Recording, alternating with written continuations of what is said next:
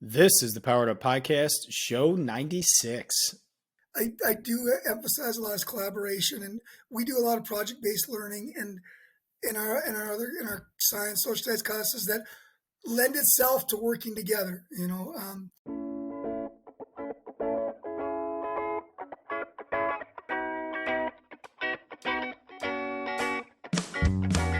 Welcome to a real-world education with insight and advice from teachers in the game, where current and former educators reveal what truly sets apart the great teachers and what it takes to make a positive impact on students. Whether you're in pre-service learning, new to the game, or a seasoned veteran, this is the show for you.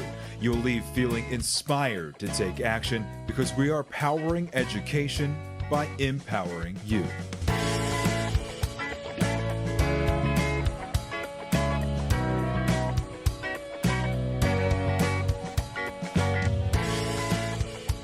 Hey, what's going on, everyone? This is Ken Ehrman, host of the Powered Up Podcast, and I am here back with my co-host, Mr. Matt, the Swagless Rogers. Matt, what's going on, my man? Hey, buddy, how are you? I'm sad to say that I was not able to join you at the convention, the Teach Better convention in Cleveland. Yep. But I got to see a few snaps, and I'm looking forward to see what you put together for us. Yeah, and you got to use my Phillies tickets for I did opening playoff series. I had a great time. Don't you worry. So yes, sir.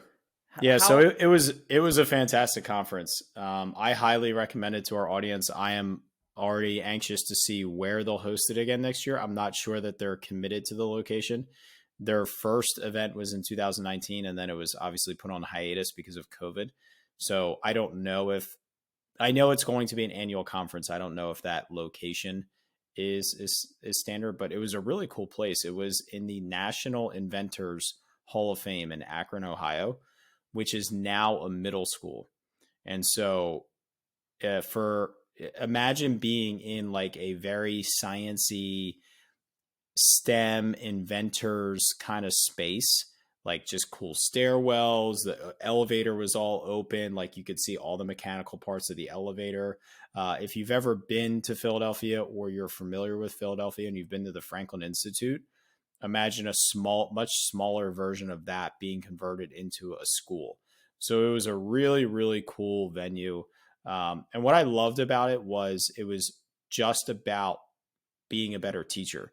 Very teacher-centered, very teacher-focused, mostly on instructional practice, things on assessment and a little bit on technology. And, mine was on student-centered learning. And I was recording podcasts live there, as well as 10 other podcasters, great keynote speakers. I've been to a lot of conferences, and it was one of the best for sure. It was a smaller audience. Networking events at night, at restaurants and at bars, and just, hanging out, just getting to talk to great teachers and teachers that are super passionate about just being better. So it was really, really a great experience. Very cool. Well, I don't know if you want to keep on expanding on it because I could ask you a ton of questions, but I think we probably should transition to this episode because absolutely, boy, was it dynamite. It was a great episode, and the last thing I'll leave it with is the teachers that I interviewed live are show 94 and 95 of our podcast. So check those out. Total, I think, of 7 or 8 interviews that I did. So kind of like a smaller version of our typical show. So it was kind of fun to rapid fire through them. But yeah, we had Brett Doctor on tonight, who's from North Dakota. And I said this in the closing, but I feel like it was a very different conversation than we've had. We talked a lot about service learning, just a lot of different topics that I feel like we haven't honed in on too much on the show. What was your biggest takeaway? I think in summary, we forget how much a school is an anchor of the community. And a school is the probably major cog, making that community better through the walls of that school. And so frequently as teachers, and I'll speak from my own sense, when I did my big project-based learning activities, they only really influenced the people and the families that were assigned to Mr. Rogers. Sometimes to my school, but never beyond that. And so I found like this conversation led to opening those doors and saying, a lot of community members put schools in the position to be super successful. How do we give back, and how do we improve, and how do we cement the values of what we're teaching in a way that's super meaningful, but also provides an impact? I think that's a perfect way to describe it and the transition into that. So right before we bring Brett in, you'll hear from our network reminder of being a part of the Teach Better podcast network. And I'll also say, to reference your nickname, the Swagless Rogers, I'm sporting our Powered Up t-shirt. I have a beautiful Powered Up mug. This thing came out really nice. That is awesome. Which you can purchase if you are, for our dedicated listeners who just want to share the podcast with others. You can purchase this stuff at teachbetterswag.com, and they have a lot of cool stuff on there from other podcasts, and just things that just say like Teach Better, and just some fun teacher shirts as well. So check out Teach Better Swag to get some Powered Up merchandise, or just some fun teacher merchandise as well. So we will hear from our affiliate, and then we'll bring in Brett Doctor. This podcast is a proud member of the Teach Better Podcast Network. Better today, better tomorrow, and the podcast to get you there. You can find out more at teachbetter.com/podcasts. Now let's get back to the episode. Okay. Hi, Brett. Welcome to the Powered Up Podcast. How you doing today? Hey, really well. Thank you. Thanks for having me. Absolutely. It was fun just hanging out before we started recording, talking football, talking sports, but let's jump into education right now. So officially introduce yourself to our audience. Let us know where you are coming from, and give us a snapshot of your career in education. Okay, for sure. My name is Brett Doctor. I'm the 2022 North Dakota State Teacher of the Year. I am out of Harvey, North Dakota, which is roughly a town of about 1,900 people right in the center of North Dakota. I teach at a grade school, K through 6. I have 29 kids with me this year. I've been teaching in Harvey my whole career, which spans 24 years in the classroom and then 26 coaching. And so I've been around a while now. I was in a master's class not too long ago, and they kind of said I was ending into my twilight years, I guess. So I've been around a while, but I enjoy it. Love my job. Think every day is different, and in a good way. And so I'm excited about being with you guys tonight. Excellent. So as a long-time experienced coach, what have you learned in your time as a coach, working with kids, coaching kids, connecting them with them on a personal level, really mentoring them as a coach? What have you learned in that experience that you feel has translated into the classroom in the way that you interact with your students that you probably wouldn't do or have the perspective to do if you weren't a coach? Yeah, that's a great question. I think one of the things maybe first of all I've learned is it's all right to fail, and to pick yourself up and to keep trying and keep working through and persevering. You see that a lot in sports, and in sports you always hear this, but it's so true that sports is a great metaphor for life. There's a lot of ups and downs, and that stuff I bring into the classroom. I also, one of the things that I really love is the team aspect. I'm a football coach, and so I love seeing a group of young men and ladies sometimes come together for a common goal. And we can do that in a classroom just as well. And so I brought that and I bring that in as well. And then I think lastly, it's taught me patience both in the classroom, and then the classrooms also showed me patience on the football field, and kind of works hand in hand. And, just understanding that I'm working not with professional athletes, not with full-time scholars. I'm working with young kids that are going to make mistakes just like I do, and they deserve every last bit of compassion and patience that I have. So, Ken, you can correct me if I'm wrong, but Brett, you are our first teacher we're interviewing, I believe, from North Dakota, correct? Am I Yes. right there, Ken? Yes, sir. And so one of the beauties, I had the chance to go to North Dakota last summer. It was glorious. It was a beautiful, beautiful trip. What are some of the attributes that you feel like are unique to teaching in an environment like North Dakota that, I teach in Pennsylvania, in the mid-Atlantic, quite a bit of population. What are some unique features about teaching in that environment? And what are maybe some of those challenges by teaching in an area that is definitely has some unique and beautiful features to it?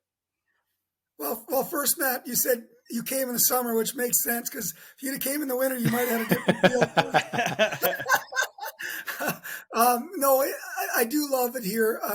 One of the things that is really special to me is the feeling of community that North Dakota has.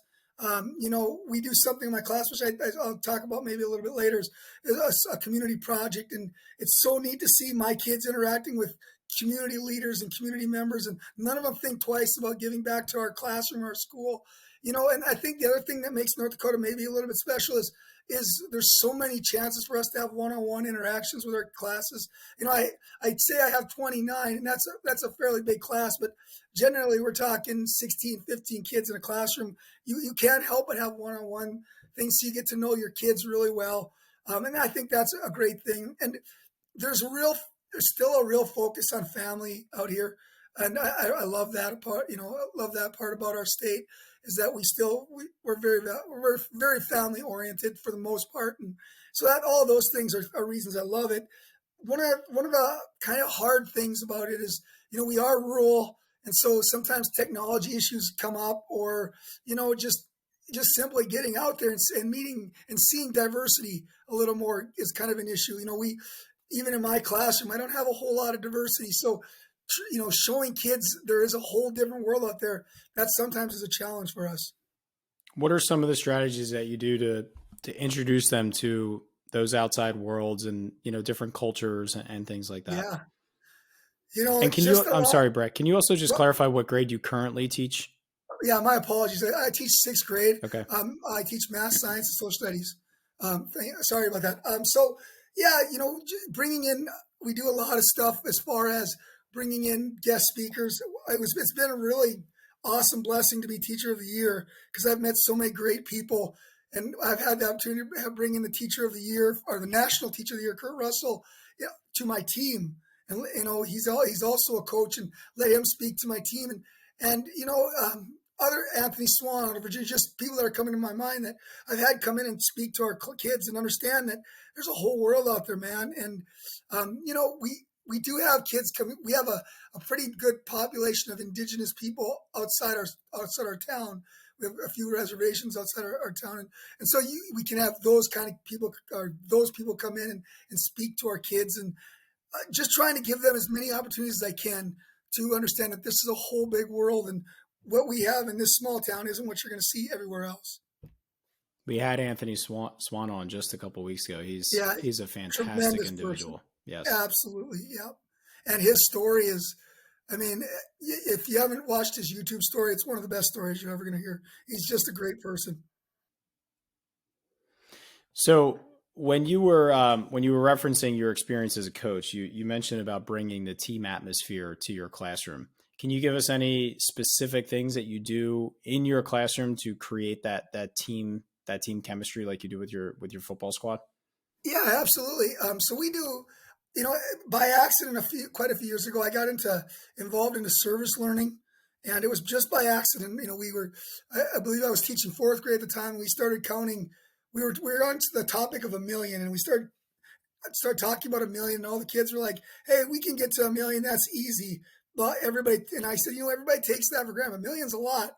So anyway, we long story short, we started counting Pop Tops and collecting Pop Tops, and we had people mailing them from all across the nation. And we had all these Pop Tops, just thousands and thousands of them. And at the end of the year, I was like, what are we going to do with all these Pop Tops? And so I reached out to the Ronald McDonald House, and they said, yeah, bring them on. And so we took a bus, and we drove to Bismarck, about 100 miles. Their school gave us a bus, and my kids got to go and deliver these Pop Tops to this Ronald McDonald House and get a tour and see some of the families in there. and they were so proud and so just empowered by that experience. I thought to myself, I got to keep this going somehow. I got to build off of this. So we started the next year. We started to talk about what can we do to help others, what kind of things around our community, and it kind of grew into this huge thing where we start help every year now. We pick something in our community and we work towards helping it, like our senior center or our theater. And really, that's where the team part comes in, because the kids pick the project. They are the ones in charge of how we're going to get to meet our goals, what our goals are.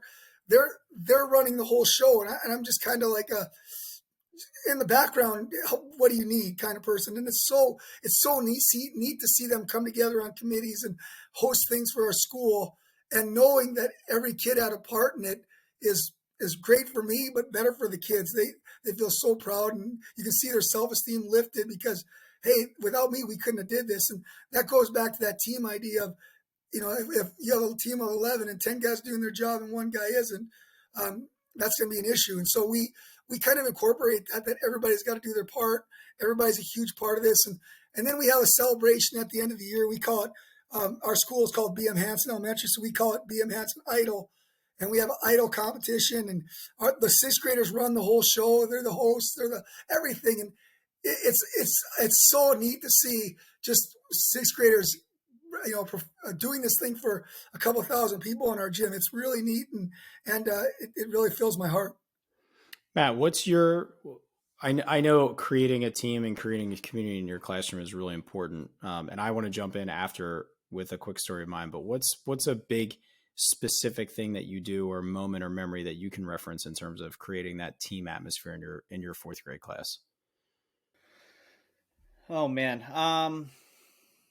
There's a lot, I think we all understand that relationships are probably the most important part to teaching in today's world. And, we've all been teaching for a while at this point. Brett, I'm in year 14, so not quite in my twilight, but I'm heading Nice. towards it. But I think that, we've transitioned kind of in the last few years into that social emotional learning, and the idea of real learning happens through relationships. So I think one of the main things, and I've mentioned it on the show before, is I don't shy away from having kids share the negative going on in their world, because I feel like authenticity is the key thing. And now I teach fourth grade, and that hovers on, whether or not that ends up being perfect. I'll use an example. I was referencing my wife's grandmother had passed away, who we were very close with, and this was about 2 years ago, and I'm announcing it to the class, and it's relatively early on in the school year, and a girl raised her hand, says that she feels really sorry for Mrs. Rogers, and says that she once lost her hamster too, and she understands what it means to grieve. And my first gut reaction was, how dare you compare, the loss of a grandmother to a hamster? And then I realized that was her, using your terms, Ken, in that team mentality, showing empathy and care from the perspective and the experiences that they had. And I think that's a great example, but, when you prioritize team mentality, I've done nights where the kids, kind of similar, Brett, what you were talking about, put on a night to thank their parents. So what they do is we have some females that end up in the upper grades, like 5th and 6th grade. They do like STEM activities and hands-on activities for the families. And then the 4th graders that are, in my class and in the grade level create cardboard arcade games. And the parents are invited to come through and play the games, because what I always joke and say is the parents have put up with so much, craziness and challenge that they never get to be on the fun side of things. And that we talk about how the kids are, part of that team mentality to make sure that the day is successful and that the day's not about them. So those are just kind of two examples, Ken. I don't know if that really nails what you're kind of referring to, but I think it all just kind of goes down to, how can I be authentic? How can I, get the buy-in of all? I think that buy-in of all is, once you have that, boy, oh boy, is your year quite a bit easier. So I'll take a little bit of a different approach, and then Brett, you can jump in and just give us your thoughts or feedback on what we're sharing, because we're all just educators talking here. I'll take a different spin on my work that I created a news studio when I was teaching fifth grade. Fifth grade was the oldest grade level in our elementary, so it was available to all fifth graders. And it was a news studio that was truly run completely by the students. They were operating the cameras, they were directing each other, they were reading on the news, they were editing, they were producing, they were doing it all. And, after about 2 years of having it running, it was really 100% student led. And I would bring on a few fourth graders at the end of the year that would learn from the fifth graders. And I would tell the fifth graders, listen, they're going to be taking your jobs. They're going to be on TV. They're going to be running the cameras. Like, you got to step back and give it to them, because it's your job to pass the torch. And you'll know you did your job well if when you come back this time next year and the program is better than it is now. If the program is better next year, then you did your job this year. And so, it really created that team bond. And then, as the year operated, a message they heard a lot from me is like you said on the football field, do your role. If your role is to just simply point a camera, then that's your job. Don't tell the person next to you what to do. Trust that they're going to do their job. And, kids need to hear that, whether they're high schoolers on a football team, or they're fourth and fifth graders, second graders. They need to hear these things and learn how to operate as a team. And when you can create opportunities to force students and to teach them about trusting your teammates and know and do your part and trust they'll do their part. And if they don't, or you don't, then we figure out a solution. It's just, when you can create those opportunities, I think it's really powerful for them to learn that. Absolutely. What you guys are saying is exactly what I believe. And I'm just going to take a couple of points here. I heard Matt say, one of the things that Matt said about when you empower these kids and you give them these chances to, like, you don't have discipline issues then, or as many maybe, because they're all working together for the same thing. And, people say, well, this kid did this for me the previous year. Yeah, I don't see that. I haven't seen that. This student is thinking about the betterment of our whole group. And then the other, to build off what you're saying, Ken, the first thing we talk about before we even get into our community project is leaving a legacy. We call it, and so we have a journal and we start that day. What is your legacy? And so we, throughout the year, we'll be talking about how do you want the classes below you and the teachers that you're leaving to remember you as, because in our school, the sixth graders are the kind of the top dogs, and then they got to go over to the high school and they become the bottom dogs again, so to speak. And so it's a really cool thing to see that, hey, everybody's watching me at this point. What am I going to do? How am I going to carry myself so that the rest of the school goes, I want to be like that? And it's really neat to walk around the hallways of our school and hear kids go, I can't wait to be in sixth grade. I can't wait to do those things. And so, as you guys know, part of maybe 90% of our battle sometimes is motivating. And so if you've already got that built-in motivation going for you, like, hey, man, I can't wait to be doing that community project. I can't wait to be doing that newscast. All these things, that the games you were making, Matt, all of these things are just great tools in driving kids to be successful in your classroom. One of the things that, not to deviate from this, but one of the things that you mentioned, Brett, that I think is fascinating, I get the chance every week to sit on the side of the interview on this podcast, and we are fortunate enough. Ken coordinates with, Teachers of the Year from across the country. We have been so fortunate by the minds and the representation of great teaching across the country. I absolutely appreciate and love how you talked about service learning and how you stumbled into it, because I think that is the most comforting way to say something like that. I watch these teachers that absolutely deserve to be Teachers of the Year, because they took ideas that in my brain I said I couldn't take that to that level, and they're like, why not? Let's make it happen. And I think that's one of the beautiful things that, what you're saying is, how do we make an impact? How do we make a legacy? How is that intrinsic motivation inside everything, check all the boxes of the best utilization of our time, our effort, our motivation, all of those features, because, you may have a kid that's excited to, develop their counting skills of the Pop Tops. You may have a kid that has been affected by childhood cancer or knows someone who has. You may have someone who just wants to make a difference in a community because that's a natural thing at that age range. That I just feel like it's beautiful to hear that you didn't necessarily go into it with this, finely aligned checklist that non-teachers of the year, that's me over here, feel it's such a, you're a teacher and I'm a teacher. And I'm not, please do not take that I'm downplaying your accomplishments. But there's this, this reality check of saying, you are not one project away from being teacher of the year. That's not what I'm conveying, but it's the idea of where naturally as teachers, we see roadblocks that you ask, why is that a roadblock? And how do we, turn it into a positive? So I guess if you could kind of expand on that oopsie of what are we going to do with this? And how does that continue to drive service learning and the impact and really the justification of why it's worth that time in your head? That's great. And you said a lot of great things there, man.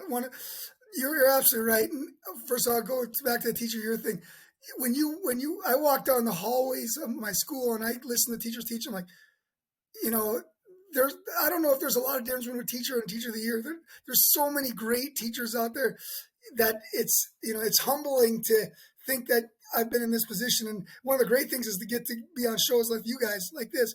I would have never had this opportunity. So that's been a great thing. To get back to your point though, yeah, I think sometimes the best things I've had in my class are by accident.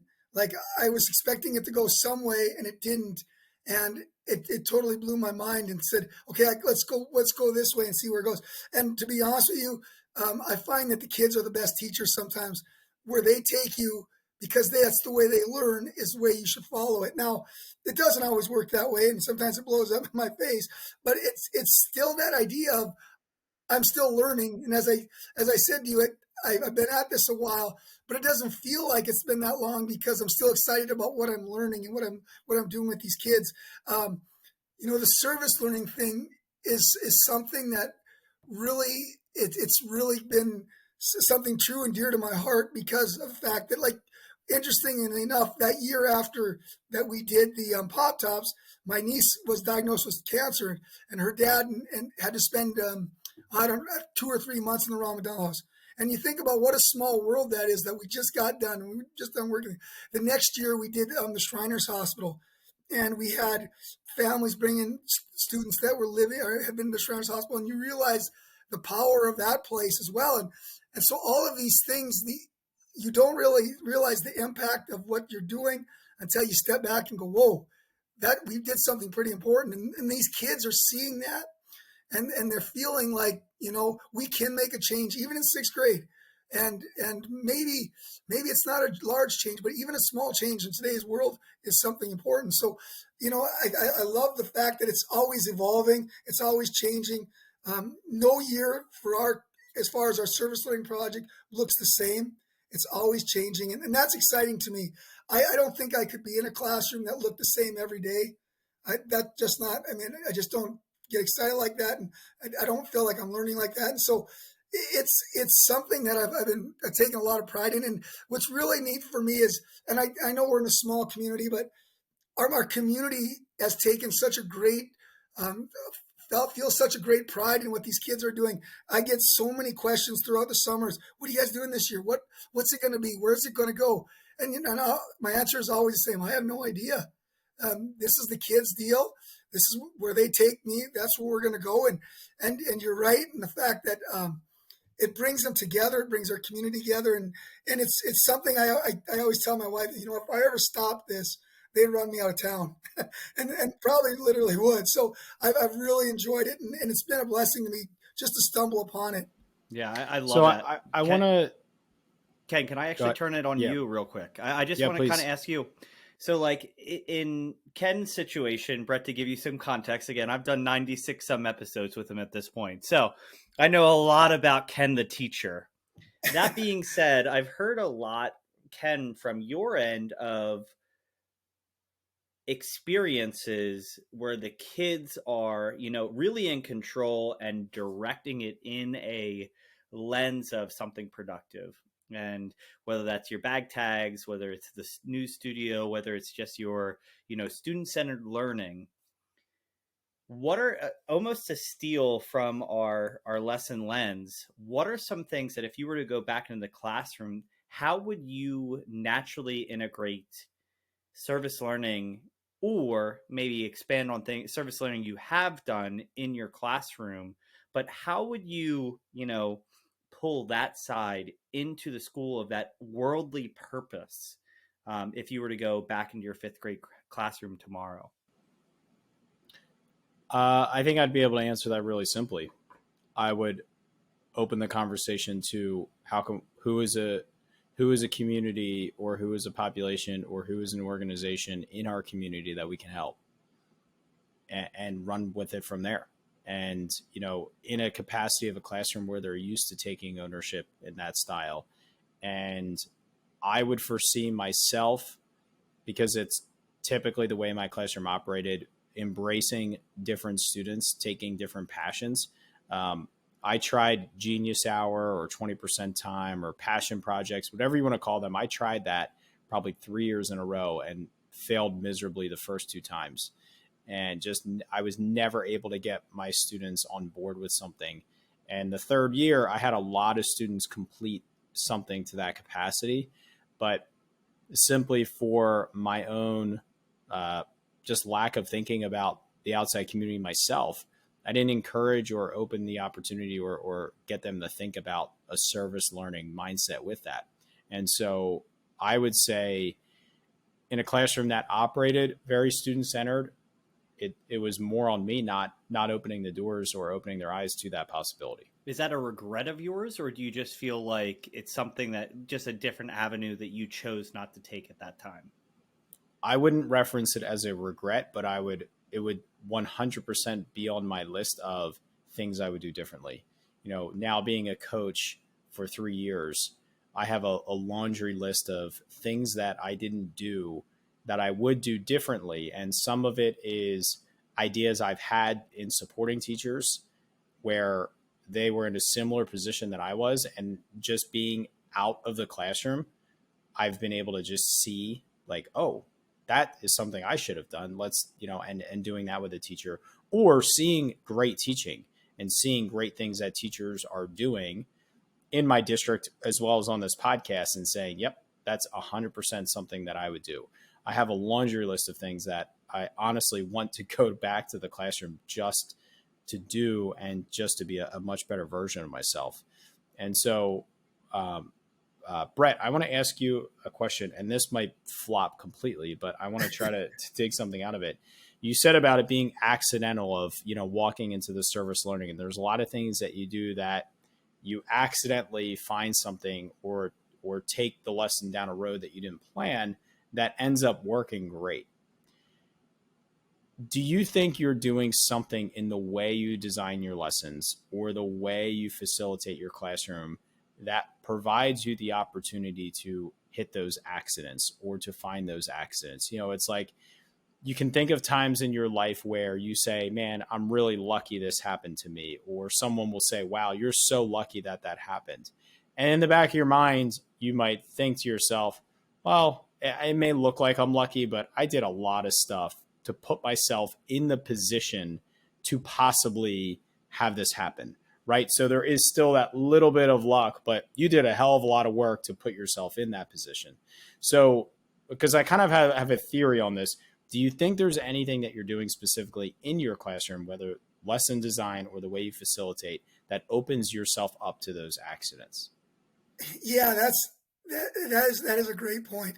I do think so. One of the things that I do emphasize a lot is collaboration, and we do a lot of project-based learning, and in our science, social studies classes that lend itself to working together. last week we just finished building coolers and chilling some Mountain Dews for class, and those kind of things lend to kids working together. Now, it's what came first. I'm not sure if it was the project-based learning ideas or the service learning, but they seem to fit for me. And I think it requires you to be open to what a classroom is going to look like. It's our classroom on certain days. If somebody walk in, they're going to say, "Man, that's chaos." But in my mind, it's controlled chaos. Like everybody knows where they're going, everybody knows what they're doing, and they're applying what we've learned to their work, to what they're creating. And so, yeah, I think we're building the service learning is building off of things that we've kind of built before that and are continue to build. But I think they kind of fit hand in hand on how I teach and how I want my classroom to look. I don't want kids to walk out of there going, "Man, I wish I could have tried this." I want kids to be going, "Man, I can't believe I tried that." And, one other point that when you were speaking, Ken, I was thinking, yeah, that's it. I love the idea of kids finding strengths they didn't know they had. And I think, whether it's through service learning or projects or whatever you're doing, if kids will say, "I can't do," a lot of times your kids say, "I can't do that." Well, how do you know you've not tried it? And, an example comes to my mind is speaking. Our kids get on the intercom in our school and they're giving announcements and they're talking about our projects coming up and they're announcing the school, or they might go on the stage and announce what a contestant at the idol. And whatever it is, that kid that's doing it at the beginning of the year told me, "I'll never do that. I can't do that." And I just love the idea of proving them wrong in a good way. Like, hey, you can do this. And it's because you went outside your box. Now you're able to do it. And so I know it's a long answer, but I think it all kind of fits together. Yeah, I agree with that. And I think one of my strategies that I used and that I've started to encourage with teachers when we're trying something that's really different or outside of their comfort zone is plan as little as possible. So if you have a vision of where you want the students to go, maybe that's the end product, or you have a vision of what you want the journey to look like and you don't know what the end product might be, plan as little as possible, because it's really easy to plug holes. But if you try to plan every single detail from beginning to end, you don't see where the students could have taken more ownership because they're just following the regimented path. And so I find it very gratifying and, like I said, very easy when you're doing it. You say, "Oh, wow, I need to clarify this. They're lost here. I'm going to do that now.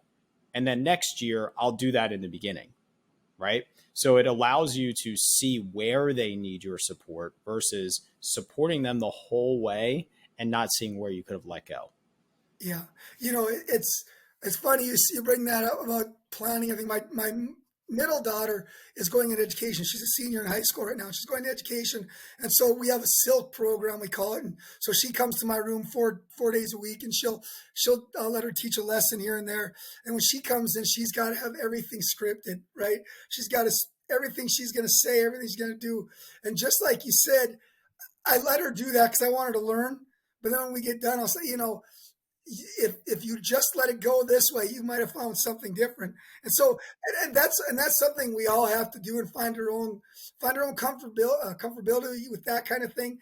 But it's so true that I think you can't script everything because you don't know which way the kids are going to take you. And to me, that's the best part about teaching is you don't know. And tomorrow for me, when I get up and start teaching, it's not going to look anything like today. I can guarantee you that. And that's what makes me excited about going back tomorrow.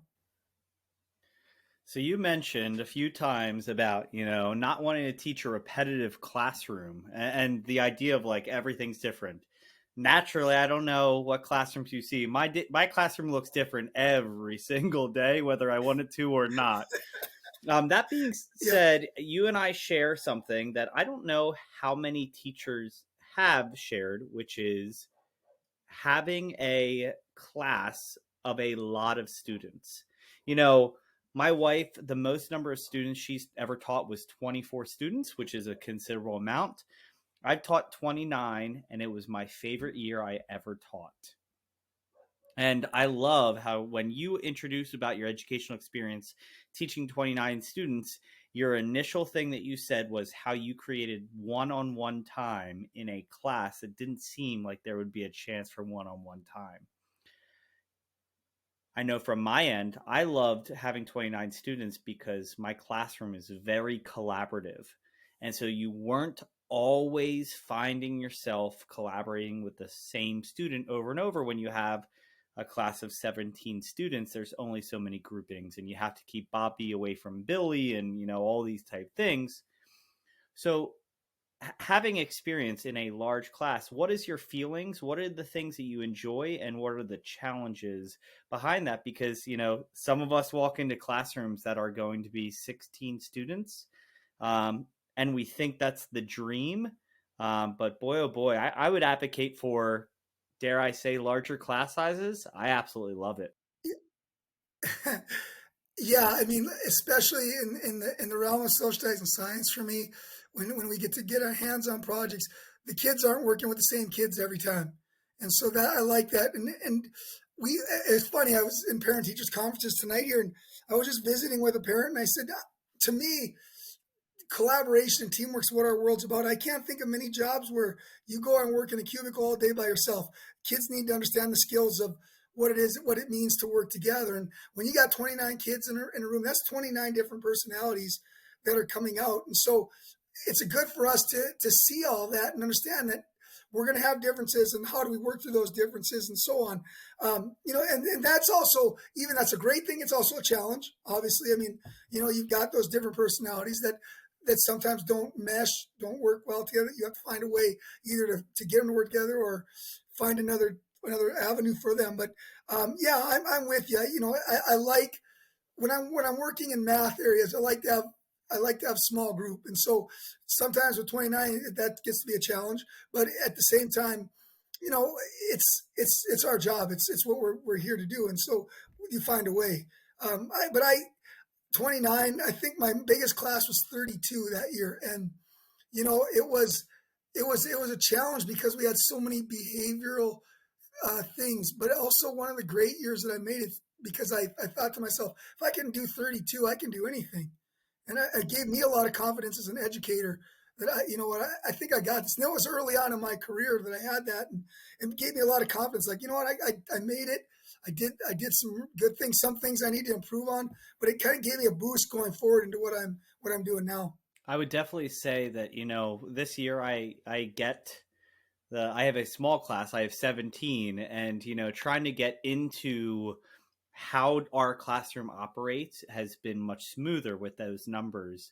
Yeah. I will also say the grading was my least favorite part. I had the tolerance to sit down and grade like 22, but the fact that I'd have to take 2 grading periods in order to get an entire class single thing done, that was brutal. But, I'll challenge you, Brett.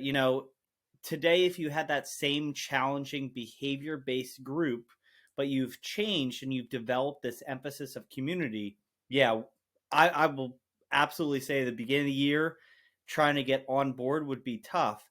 Do you think that what your priorities are now as a teacher would change that outcome or your feeling of having those 32? Absolutely. Yeah. The old saying, if I knew then what I know now, Yeah. if I could take that back and redo that situation. I mean, and I think I was probably 6 years into my career at that point, and just getting my feet wet kind of. So I would definitely do that. And I would definitely bring more of the team emphasis into that and the collaboration part and all that. And I know that would have made a huge difference for that group of kids. And it's not a regret, but you kind of look back and go, gosh, if I just would have did that. But that's how we learn. And then, going through that situation and going through these things over the years has made me a better teacher, having these experiences and knowing how I would handle it. So if I have that same class again, yeah, I'm definitely going to do a lot of things differently. That's a great point. And I would also venture to say that, like, as you mentioned, it was a great learning adjustment that shifted your trajectory as well. I just think back to that group and just say, you know what, I feel like if I had that group right now with these skills, and we always reflect and say, man, you know, I finally feel like I have it that I could handle, and I would change so much of early in my career. It's just really interesting to say that I'm almost, and I'm not, if my principal is listening, I'm not requesting this. Like, part of the excitement is that challenge. Taking kids that maybe early in my career I wouldn't feel comfortable with and seeing them succeed is that like a glorious thing to witness. And I'm not as bashful towards that idea. I'm not necessarily welcoming it like I'm sure Brett you are as well, or Ken. Like, don't necessarily throw the kitchen sink at me, but it's just fascinating to say even the confidence side of teaching, which you almost take that sports attribute as well. You know, if you are a confident athlete, that makes a huge difference on the ball field. If you are a confident teacher, then, you know, I know my system is in the best interest of kids. The way I run my classroom has worked for a lot of kids going through crazy scenarios. You know what, kids, you're going to fall in line and we're going to have one heck of a year, because the moment they feel that service learning or project-based learning or student-centered learning or the opportunity, I'm just going through buzzwords at this point, but the opportunity where they are in charge of the success of the classroom, a snarky sixth grader loves that. And the last thing they want to do is give that power back. They don't want to have that restricted. My fourth graders don't want that restricted. And I would venture to say, you know, any student doesn't want that. So it's just, once you can get to confident, not cocky in the classroom, you're prepared for so many examples. I'll use this, and then Ken, I'll turn it over for the next question. So in high school and college, I pole vaulted. And when people said, oh, that's a crazy sport, like it's so dangerous, what have you. And I said that I jumped a lot of times at a height that I definitely could not get hurt. I learned how to fall and how to handle that situation. And incrementally, I got higher into, you know, some pretty scary heights and jumping at things that were much more difficult. And I learned how to handle it for that opportunity. And I felt like in my teaching career, that was a similar situation. I've fallen and splatted plenty of times, and it hasn't hurt so bad that, you know, when something major comes along, like I get my class list and it's 29 kids, or, you know, you have the kid that gave gray hairs to the third grade teacher type scenario, you've been through it enough. You've been, you know, tested and battle wound and, you know, healed and recovered.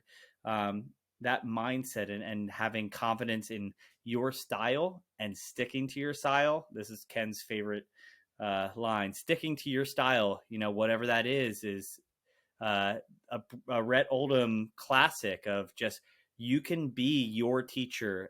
Just be committed to being your style of teaching. And it's hard to poke holes through that. Absolutely. And maybe, and I just to add one thing there, I think when I was younger, I thought I had to be something I wasn't, maybe, or I had to look like other teachers around the building. And when I found that I could be myself and I could do the things that I enjoyed and still be successful, that made me, like you said, more comfortable and confident in what I was doing. And you're right. Now, not that I want the whole kitchen sink thrown at me, but by this point, I've seen a lot of stuff and know, okay, this is how I would treat this now. This is how I would handle it, you know. And so, yeah, I totally agree with that stuff. Yeah. And, you know, it's like you said, just being yourself and knowing yourself, you know, you can play to your strengths, you can grow your weaknesses, and, you know, students see through it. They see through it when you're not being authentic. And when you're authentic with yourself and you're authentic with them, it creates that positive atmosphere to really transform the way you operate your classroom. So you've mentioned service learning a bunch. So I do want to jump into our lesson lens. So maybe you can provide us a little bit more detail on what one or many of those projects have looked like. So, and I'm pretty sure this is the direction you want to take it. So I'll just confirm. So question number one. So Matt and I will kind of rapid fire questions back and forth to you for our lesson lens. Question number 1, is it a unit overview, a single project, or a single lesson, or a long-term project? And I believe you want to talk about one of your service learning projects. Yeah, it's a long-term project, but in it, there's a lot of different aspects to it. And so just one of the, I'd really just like to talk about what we're doing right now. Sure. Please. Beautiful. All right. So sorry, Good. This year we're working on helping our local beach. And so the kids at the beginning of the year brainstormed all these different activities they're going to do. And so this week, or next week's Halloween, and the kids went and wrote letters to the principal, and they asked for permission. Can we host they call it Falloween instead of Halloween, a Falloween party where they, kids can dress up in their costumes. They're going to have a costume parade. They're going to have games for the kids. They're going to sell concessions. They're going to make the concessions by everybody bringing something in. And so there was all of these different committees formed, and kids got to choose where they were going to go. And so there again, we're talking about picking strengths. They picked where they want to go, where they want, and that was it. So that's what we've been working on a lot this week, especially as we get closer to Halloween, we call it, and it's been kind of fun to see. So can you kind of outline, what would you say are the ways that you started the conversation about this service learning project, and maybe the objectives you were hoping to accomplish through it? Lots of things. There's so many different standards that we hit. So the objectives, I can, as far as like math objectives, we do a ton of work with money and average and all that stuff. But the way we started this was just simply sitting down at the beginning of the year and having a discussion, as I heard Ken say, what is it about our community that we want to make a change in? And so these kids came up with all these ideas, and we had a board full of them. We brainstormed, and then we sat down and had a debate. Kids, okay, now speak your part. Why is this important for us to take this on?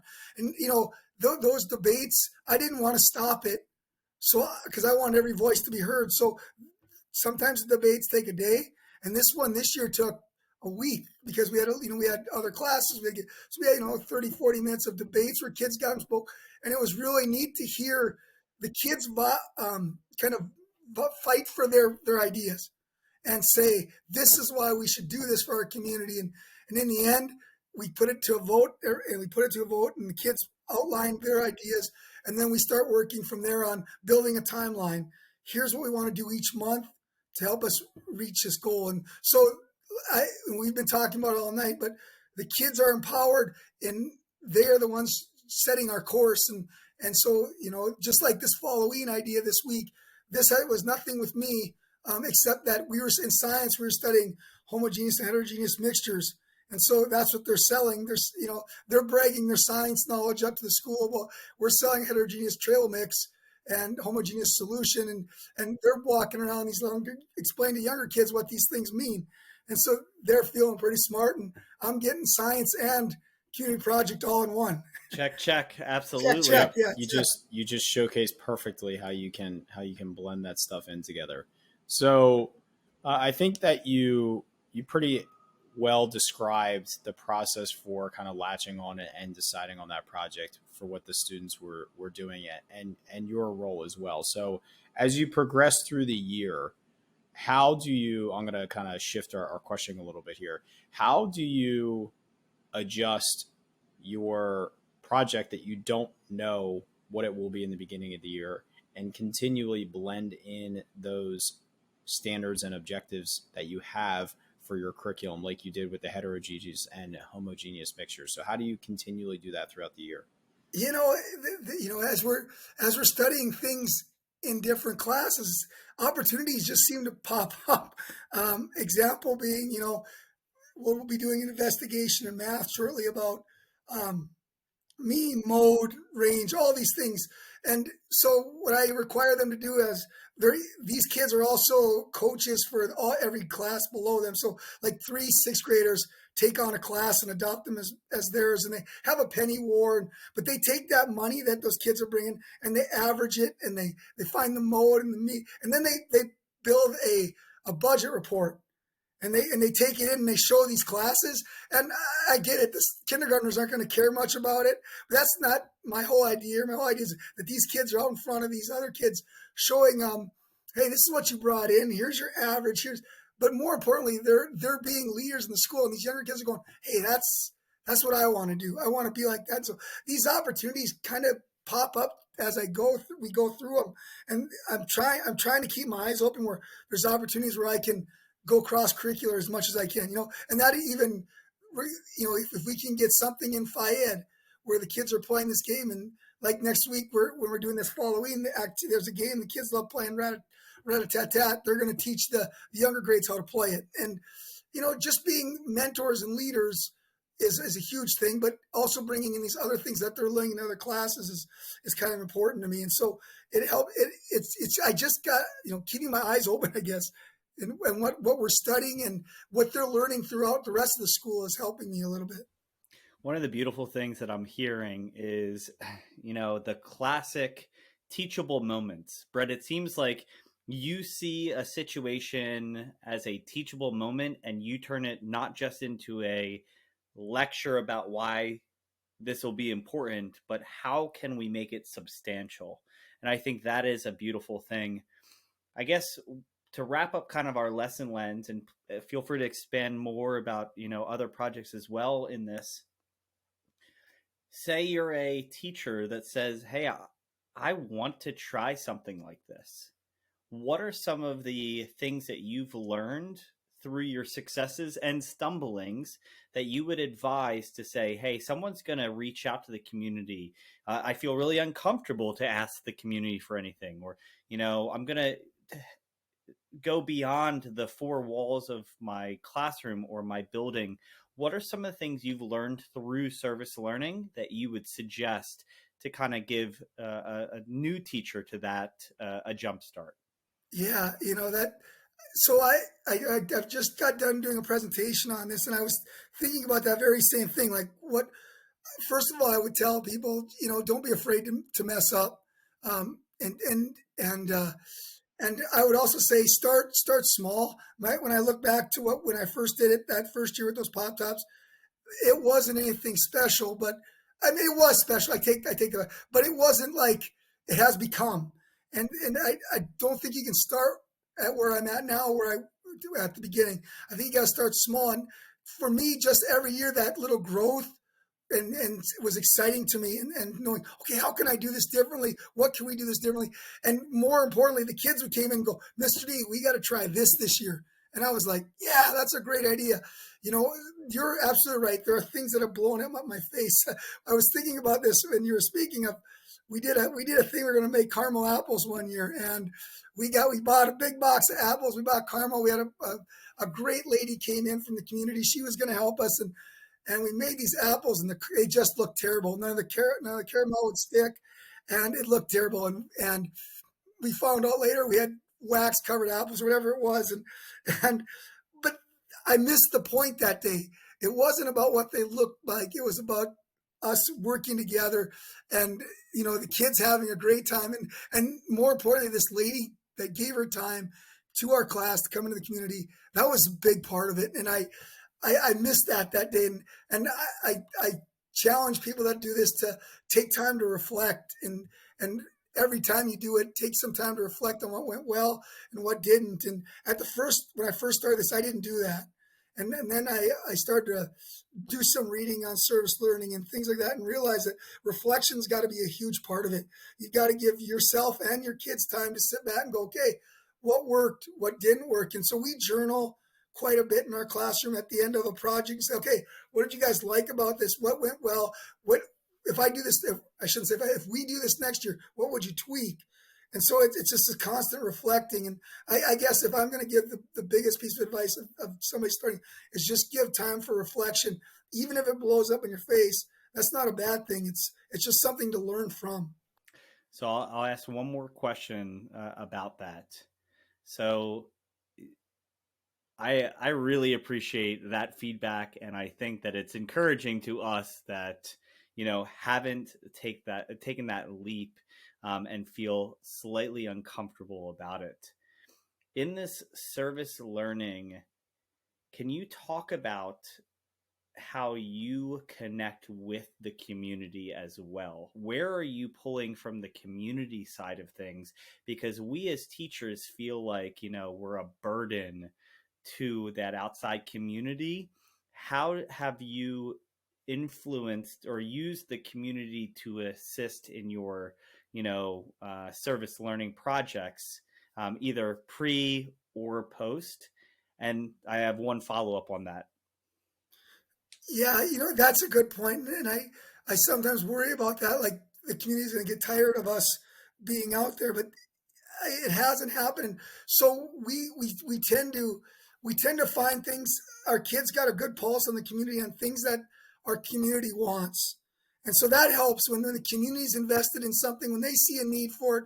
I'll give an example. About 4 years ago, we did our senior center was in really bad shape, and our senior and our class voted on that, and then they went in there and helped raise money for that. But then they also went in there and worked at the senior center, and the rest of the community saw that and said, "Man, that's good stuff."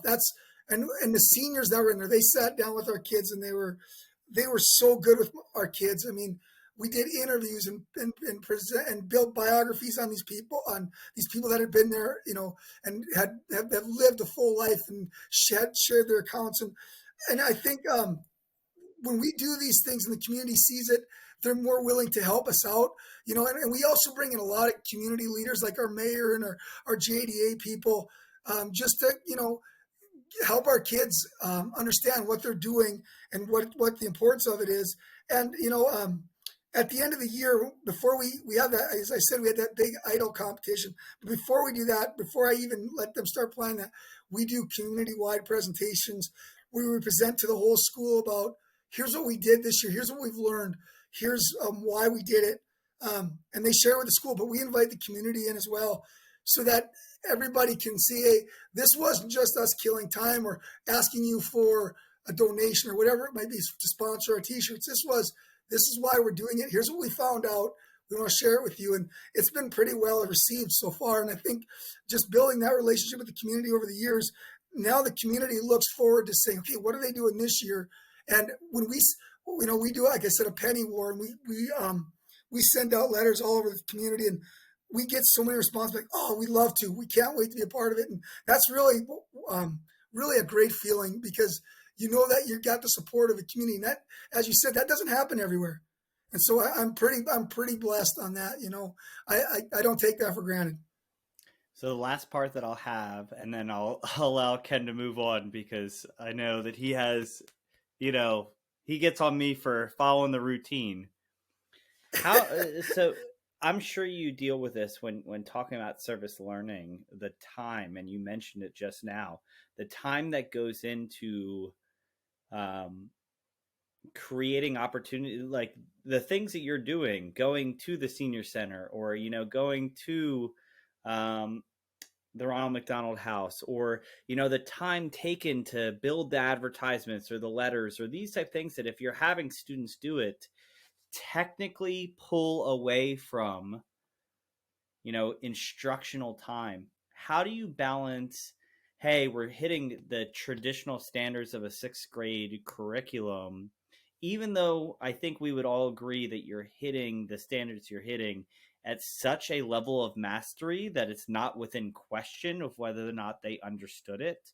But how do you justify the timing? Because I know that's a huge hurdle when considering, even though you're telling me start small, I'm still ballooning these ideas way bigger than I, may be able to handle.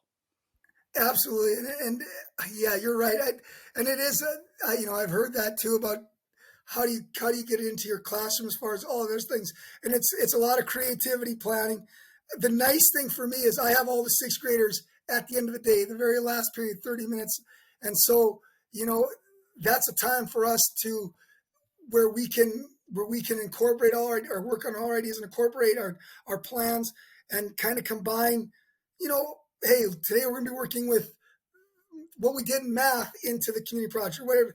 You got to be creative with it. Absolutely. But my administration has been just awesome in saying, if there's something that you want to try, we're going to give it a go, because they can see the value the educational piece, the academic piece is very important, but they can see the value of the social and the emotional part that's giving to our kids. And so they have been just awesome in supporting it. And, I've thrown some ideas at them that I thought, oh my gosh, this will never fly. Like, I'll be honest with you, when we did the first idol competition way back 11 years ago, I thought the night before, I thought this is going to be such a disaster.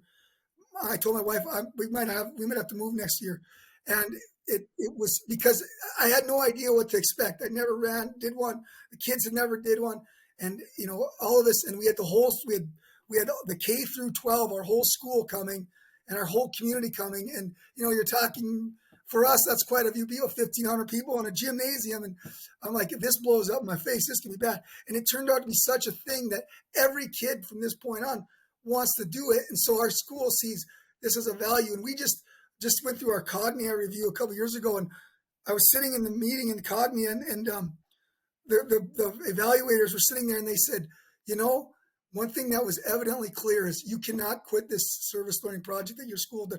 And they didn't know I was part of it. And I felt such a great deal of pride that all of our kids are talking about it throughout the school. And this was kids that were already out, like juniors and seniors talking about it to the Cognia reviewers. And I'm like, man, how can you stop this? You can't stop this. It's something that's become part of our culture and ingrained. And I don't know. I mean, it's kids helping others. And I think, if we had more of that, maybe in our society, maybe some of our issues wouldn't be so big, so. Yeah, I love the direction that we're taking this, and, just the time that it takes seems daunting, but, circling all the way back to the question I asked you of how do you continue to integrate the standards into the opportunities? Yeah, and you referenced what you're doing with mean, median, mode. The example you gave was specific to your service project that you're doing right now and a lesson that's coming up. I'm sure if you told us about that same standard every year of the service learning project, it would probably look incredibly similar. Just this is the lens instead of that was the lens. You know what I mean? Like, once you start to do it, you start to realize, like, oh, I can easily just insert this lesson right here because this is almost exactly how the kids did it last year. So, that momentum really snowballs. This is completely a different topic, but I was working with a teacher on planning a breakout, like a breakout box in an escape room. And it took a lot of time. And she said, wow, that took a lot of time. I said, yeah, the next one you do won't take as long. And you can also just reuse this same escape room next year with your same set of students. And maybe we change this question or we change that question because it's maybe like timely relevant right now. So it's one of those things that the momentum builds and it becomes much, much easier, and it creates a better result because you're getting better at it at the same time. So I want to be cognizant of our time here, and I want to jump into our exit ticket, which is the same 4 questions we ask every guest every week. Question number 1, what is the best thing a teacher can do to make a student's school experience better? I think that's a tremendous question. I think I always think about this, and I always go back to how would I want my kids to be treated, and I think about my daughters and how I would like them. And so, for me, I would like teachers to treat the kids in their classroom like they were treating their own kids, And my daughters, obviously we set up boundaries, we understand things, but also there's a love there, and every kid that walks into your classroom, they're going to test you sometimes, but you still have to understand that they deserve your best every day. And that's what I want. I'm thinking about with my daughters in the classroom. I want them to be getting the best possible education they can get every day. And that goes back to me. Am I giving my best to these kids every day? And I think that's something we should look at and say, okay. And, on top of that, you guys know this really well, just as well as I do. For a lot of these kids, we're probably the best part of their day. And so if we come in with a lot of baggage, they're gonna be soured. And so I just feel like let's give them our best every day. I love that. That's exhausting. And I think you would clarify that your best does not need to be the same level every day. You know, Absolutely. 100% on a Monday may look different than 100% on a Thursday. Absolutely. And definitely that time, in October compared to May. So, but Yeah. whatever your best is, they deserve it. That's right. I'm looking forward to this answer. So, pretty simple one. What is the best piece of advice that you've received in your career? And it may have come from, a colleague, a supervisor, or even a student. So when I was in college, it's great that you bring this up. I was in college, and one of my professors told me, if you leave your classroom and it looks the exact same as you came into it in that morning, you haven't done anything and you haven't done your job. And so my janitors sometimes hate me for this, maybe, but I mean, we're busy and we do a lot of stuff, and we spend a lot of time at the very end of the day making things back to presentable a little bit. And I just feel like if you're going to run a classroom and you're going to have kids active in what you want, and you want them engaged, you're going to spill a little paint. You're going to do these types of things. But in the end, she was right. You've got to have an active setting, and it can't look the same, and you can't have every desk in a row and all that. It's going to look differently. And that was a great piece of advice. Love it. So the school year happens to go in waves. I think we all can respect that. You had parent-teacher conferences earlier tonight. That can be one of those challenging times that you struggle to survive, all the things that you have to do. What is some of those things that you feel like every educator could hear in those moments of struggle to power up and push through them? That's a great question. Man, you're right. We all go through, and we all have different struggles and different trials. And one of the things that helps me a lot is I have a good nucleus around me that I can share things and bounce things off, whether it be my family, friends, teaching friends. Through the Teacher of the Year, I've gotten to know a great group of people around the nation, a cohort, and just having people to share things and bounce things off has helped me get through a lot, especially this last year. And then, I mean, not in a negative way, just there was so much this last year, through teaching and Teacher of the Year and coaching. And, at times I didn't know which way I was turning. And there were just people in my corner saying, hey, we got your back. We're going to help you out. And that made me feel appreciated, supported, and most importantly, loved. And I think we all have that opportunity as educators, to go to the person next door, the person down the hall, whatever, and say, hey, what do you need? I got your back. And right now, more than ever, I think we need to do that more. And I have not been a great person to do that, but I'm learning that as I go now, that, I need to be more out there and talk, especially with our younger teachers. They get overwhelmed, just like the rest of us. And we've had the experiences over the years to work with these. They haven't. And so I just sometimes will tell them, hey, what's going on? What can I do to help you? And so just having people in your corner, I think, is really a blessing in teaching. So we've circled around this conversation all night. So maybe you can boil it down to one concrete piece of advice. Best of luck. It's yeah. It's easy to fall into facilitating a repetitive classroom. What do you think separates teachers who are the ones constantly seeking change, innovation, and new teaching strategies? A willingness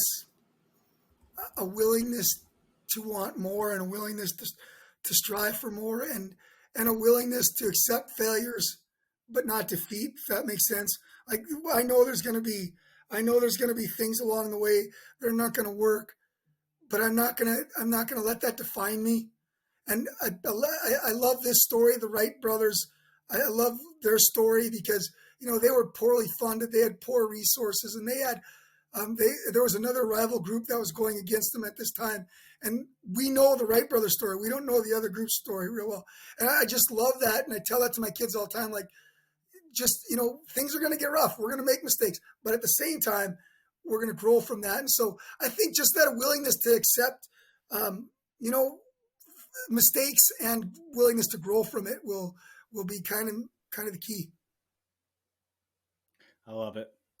So we've enjoyed this conversation. I'll speak on behalf of Ken. I know that what this conversation, unfortunately coming to the end, has been really enjoyable. To kind of follow along with your, continued journey through the twilight of your career, is there a great way for us to keep connected with you going forward? Yeah, I mean, I'll be honest with you. I'm not a big social media guy. I'm getting better, especially through Teacher of the Year. I do have a Facebook site, Brett Doctor, Teacher of the Year 2022. I do run that and put a lot of stuff that we do in our classroom and my coaching things on there. I do have an Instagram page, but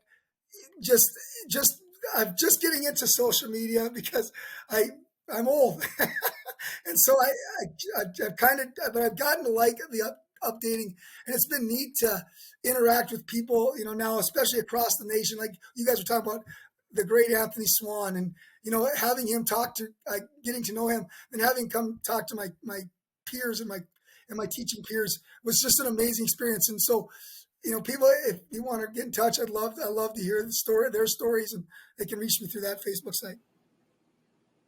Excellent. Thank you so much. Yeah, Brett, this conversation has been fantastic. I feel like we really hit on a lot of topics and ideas that we haven't talked about much on the show. And that's just what I love about our conversations here, being authentic, organic, and unscripted. So thank you again for your time, especially following up parent-teacher conferences, which is always a long day.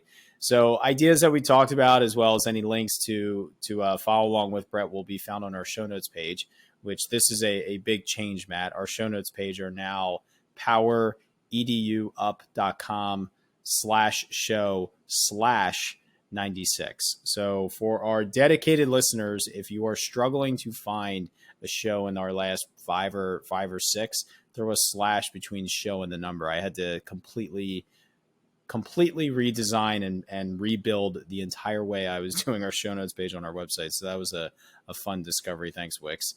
Like I said, follow along with us there. You can grab some information, follow us on social media. Everything is Power EDU Up. Brett, thanks again. I really appreciate your time. It was great to meet you, and just keep doing what you're doing, because your kids and your community, by and large, is super fortunate to have you as a part of that community. So I'll leave you with this one idea for you to think about as you continue through the twilight of your career.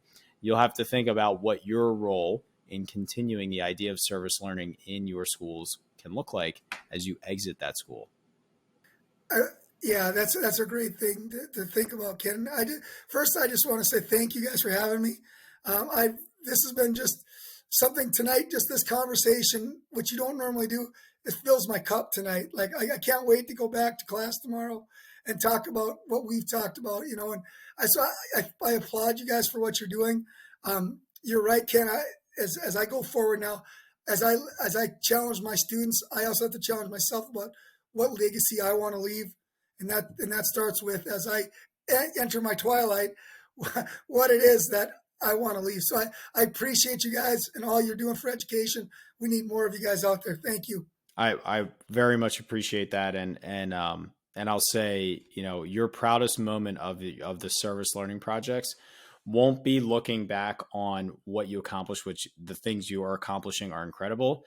It will be the service learning projects continuing to happen when you're no longer in the school. And my news studio is very, very small compared to what you're doing in terms of impacting the community.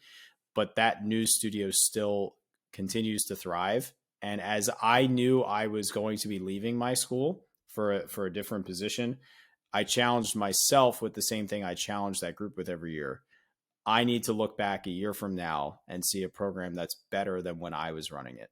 And so, that legacy that you're talking about, I am very confident you'll be able to leave a system in place where your school continues that tradition of service learning.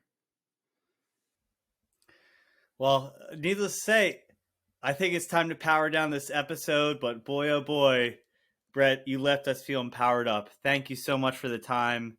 And I hope everyone who's listening that this next week you take a risk, whatever that looks like, that it doesn't need to be big, but you take a risk and you strive towards that legacy.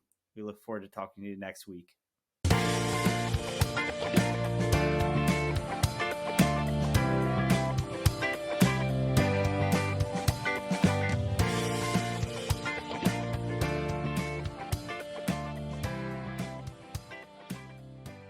Thank you so much for listening to this podcast. If you haven't already, please subscribe on whichever platform you're listening to or watching us on YouTube. Each week we get to talk to amazing educators who are making a positive impact on the lives of students, their colleagues, administrators, and education as a whole. It's been such a privilege every week to be able to talk to these incredible individuals, learn from them, grow with them, and better myself and all of education through these conversations. If you haven't already, please consider sharing this with a colleague, someone who can benefit and be powered up from the experience of listening to these incredible conversations. Because of Powered Up, we are powering education by empowering you.